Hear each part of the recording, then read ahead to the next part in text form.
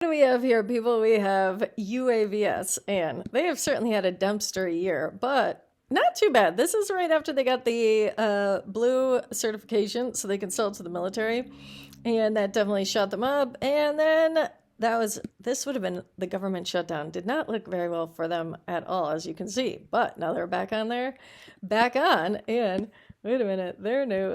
They're promising. People ask me, can UAVS pull an ons? I mean, if you mean like 900% growth in a year, maybe, but they're not doing as much as ONS. ONS does the counter drone stuff. ONS does the spools. ONS does the railroad communications network. So ONS is doing a lot more than UAVS, but this is still news nonetheless. Drones to NATO forces in Europe. Dude, they need a lot of them. And this one comes up a lot. Their EB Vision unmanned aerial system to the NATO Kosovo force.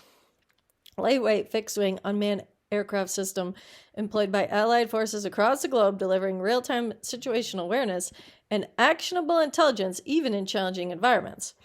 So that is a nice one. And this is when they got the blue UAS clearance. That was a big one. ONS actually has green, but I think ONS has blue through a subsidiary, but that's not, I don't think that matters. The green is good enough too. But UAVS, people, I think we got something nice. And then I had ET. And we have ET up, and this is my family member's account, that I bought 10 shares of ET. I should sell it on the thing because it's been down. But I didn't mind it too much because they have a 7.67% dividend, and I feel like a nice high dividend on here.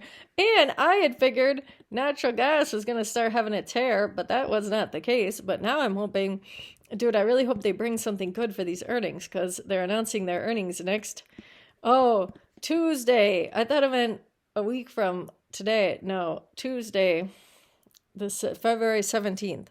So, dude, they're the largest and most diversified portfolios of energy assets in the U.S., approximately 140,000 miles of pipeline and associated energy infrastructure.